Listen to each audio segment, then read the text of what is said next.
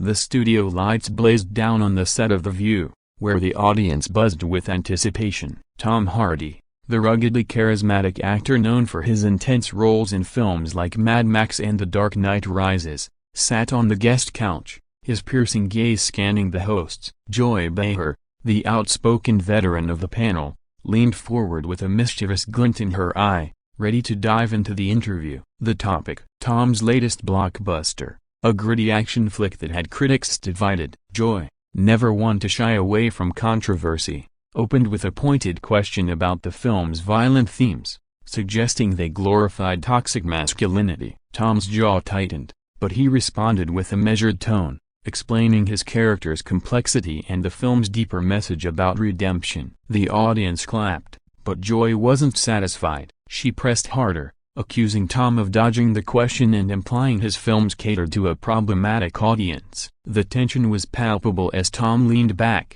his fingers drumming on the armrest, clearly trying to keep his cool. The other hosts, Whoopi Goldberg and Sunny Hostin, exchanged glances, sensing the conversation was about to take a turn. Joy doubled down, citing a statistic about violence in media, which she claimed Tom's films exacerbated. Tom's eyes narrowed, and he countered with a passionate defense of artistic freedom, arguing that storytelling shouldn't be policed by oversimplified narratives. The audience erupted in applause, but Joy wasn't backing down. She interrupted, her voice sharp, accusing Tom of being defensive and out of touch. Tom's voice rose slightly, his British accent cutting through the noise as he challenged Joy to consider the nuance of his work rather than reducing it to headlines. The crowd was on edge, sensing a storm brewing. Joy smirked, tossing in a jab about Tom's tough guy persona, which she called a cliché tilde copyright. That was the spark. Tom's face flushed,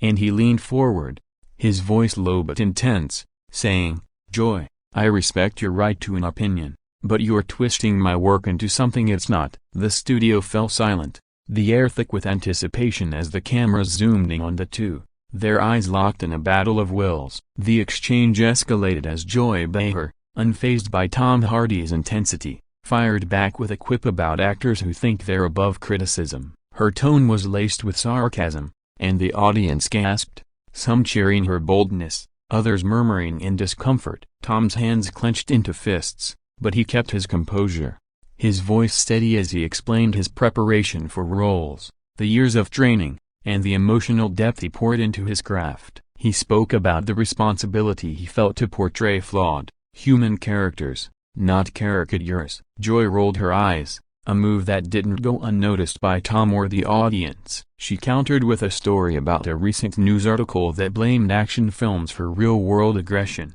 name-dropping Tom's movie as an example. The accusation stung, and Tom's patience began to fray. He pointed out that Joy was cherry-picking data to fit her narrative, ignoring the broader context of art as a reflection of society, not its cause. The crowd roared, some shouting support for Tom, others for Joy. Whoopi tried to steer the conversation, suggesting they move to a lighter topic, but Joy waved her off, clearly relishing the confrontation. She leaned closer to Tom, her voice dripping with challenge, and asked why he couldn't just admit his films might influence impressionable viewers negatively. Tom's eyes flashed with frustration, and he shot back, "You're asking me to apologize for my art, Joy, and I won't. You're simplifying a complex issue to score points." The audience erupted again, the noise deafening. Joy, undeterred, accused Tom of being too sensitive, which only fueled his fire. He stood up,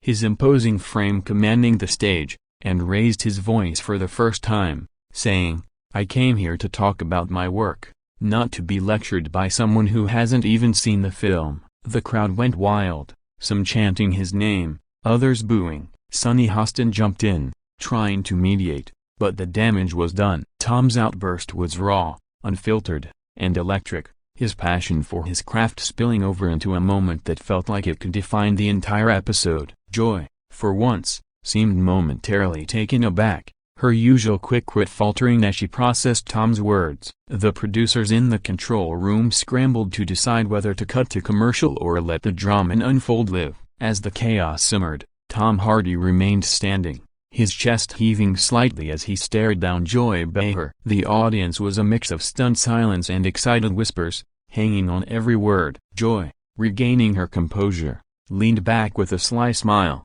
clearly ready to keep the fight going. She tossed out a comment about how actors often hide behind their roles to avoid accountability, which drew a sharp inhale from the crowd. Tom's eyes darkened, and he sat back down, his voice now calm but cutting, like a blade honed by years of navigating Hollywood scrutiny. He spoke about the double standards and how actors are judged compared to other artists, pointing out that no one accuses musicians or authors of the same societal ills Joy was pinning on him. He cited examples of classic films, like The Godfather, that were violent yet revered, asking why his work was singled out. The audience clapped, and even Whoopi nodded in agreement. Joy, however, wasn't ready to concede. She pivoted to Tom's personal life, bringing up his past struggles with addiction and suggesting they informed his aggressive roles. The personal jab hit hard, and Tom's face tightened, his silence deafening. For a moment, it seemed he might walk off, but instead, he leaned forward, his voice low and deliberate, saying, "My past is mine, Joy. It's not a prop for your argument." The crowd roared in support, and even Sonny clapped, clearly moved by his restraint. Joy, sensing she'd crossed a line, tried to pivot to a lighter tone, asking about Tom's upcoming projects, but he wasn't having it. He called her out directly, saying, "You can't just throw punches and then play nice. Let's finish this conversation properly." The audience gasped, loving the boldness. Tom went on, passionately defending the role of art and challenging societal norms, not reinforcing them. He spoke about the catharsis his films offered audiences, the way they explored human struggle without judgment. Joy tried to interrupt, but Tom held his ground, his voice rising again as he said, "You don't get to dictate what stories matter, Joy. That's not your job." The studio was electric,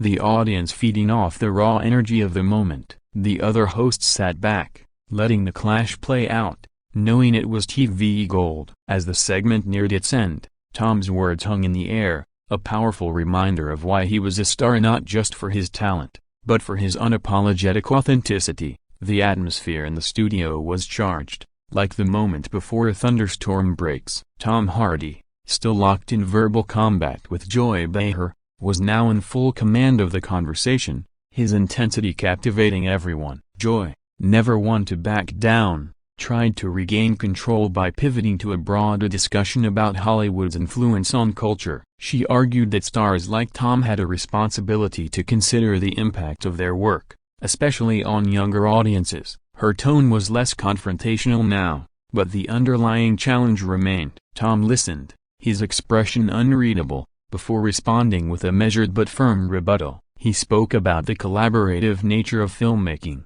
how directors, writers, and actors all shape a story, and how blaming one person oversimplifies the process. He shared a personal anecdote about a fan who told him his films helped them process trauma, illustrating the power of art to heal, not harm. The audience was riveted, clapping loudly at his words. Joy, however, saw an opening and jumped in, questioning whether Tom was cherry-picking positive stories to deflect criticism. The accusation reignited the tension, and Tom's voice took on a sharper edge as he accused Joy of doing the same with her negative examples. The back and forth was relentless, each refusing to yield. Whoopi, sensing the need to de-escalate, tried to inject humor, joking about how they'd need a referee soon. The audience laughed, but Tom and Joy barely acknowledged it, their focus locked on each other. Tom then made a bold move, turning to the audience and asking them directly if they felt his films made them violent. The crowd shouted no.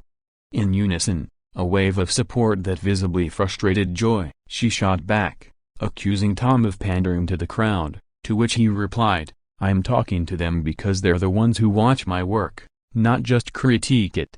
The line landed like a punch, and the audience roared. Joy, flustered but defiant, tried to pivot again, bringing up the #Me Too movement and Hollywood's history of problematic portrayals of women. Tom didn't miss a beat, agreeing that the industry had work to do but pointing out that his films often featured strong, complex female characters. He challenged Joy to watch his latest movie before judging it, a dare that left her momentarily speechless. The segment was nearing its end, but the energy showed no signs of fading, with Tom and Joy locked in a battle that was as much about principle as it was about pride. As the show hurtled toward its final minutes, the clash between Tom Hardy and Joy Behar reached a fever pitch. The audience was on the edge of their seats, hanging on every word as the two traded barbs with increasing intensity. Joy, determined to have the last word, doubled down on her critique, accusing Tom of being part of a Hollywood machine that prioritized profit over social good. She brought up box office numbers, suggesting his film's success proved her point about pandering to violent fantasies. Tom's eyes flashed with indignation, and he fired back, pointing out that Joy's own platform thrived on sensationalism, drawing a parallel to the very media she criticized. The audience gasped, then cheered, as Tom's words cut through the noise. He went on, his voice steady but passionate, explaining how his films were about human struggle, not glorification, and how audiences deserved credit for understanding that distinction. Joy, visibly rattled, tried to interrupt, but Tom held up a hand, politely but firmly asking for a moment to finish. The move was commanding, and even Joy paused, letting him speak. He shared a story about a veteran who thanked him for portraying the emotional toll of war in one of his roles, a moment that had stayed with him for years. The audience was silent, moved by the sincerity in his voice. Joy, sensing the shift in the room, tried to pivot to a more conciliatory tone, acknowledging Tom's talent but insisting that intent didn't erase impact. Tom nodded, but his response was unyielding. Intent matters, Joy. If you don't understand the heart of the work, you're just shouting into the void. The line drew thunderous applause, and even Whoopi clapped, clearly impressed. Joy, however, wasn't done. She leaned forward, her voice sharp, and accused Tom of dismissing valid concerns about media influence. The accusation hung in the air, and Tom's response was electric. He stood again, his voice booming as he said, "I'm not dismissing anything. I'm asking for a real conversation, not a soundbite." The crowd went wild, the energy in the studio crackling. The producers signaled for a commercial break, but the audience was too caught up, chanting Tom's name. Joy, for the first time, seemed to realize she'd met her match. As the cameras panned out,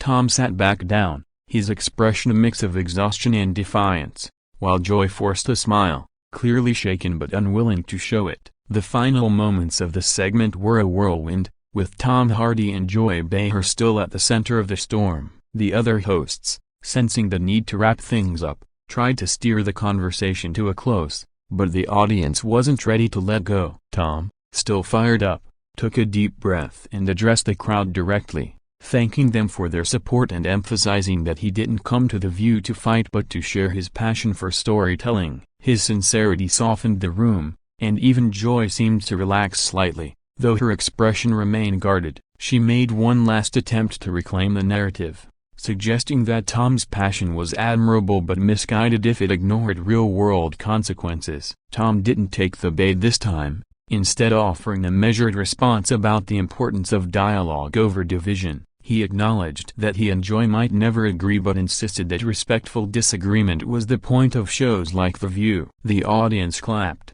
appreciating the gesture, though some still wanted more fireworks. Whoopi, seizing the moment, jumped in with a joke about needing a nap after all the drama, which finally broke the tension. The crowd laughed, and even Tom cracked a smile, his intensity giving way to his trademark charm. Sunny Hosting chimed in, praising Tom's commitment to his craft and gently nudging Joy to acknowledge his perspective. Joy, ever the professional, offered a grudging nod, saying, "You're a tough one, Tom, I'll give you that." The comment drew laughs, and Tom responded with a gracious, "I'll take it." As the segment ended, the hosts thanked Tom, and the audience gave him a standing ovation. He waved, his expression a mix of relief and pride. As the cameras cut to commercial, the aftermath was already buzzing on social media, with clips of the exchange going viral. Fans praised Tom's passion and authenticity, while others debated Joy's points about media responsibility. The clash, raw and unscripted, became a defining moment for both, a testament to the power of live TV to capture human conflict and conviction in real time. As the studio lights dimmed, one thing was clear: this was a conversation no one would forget.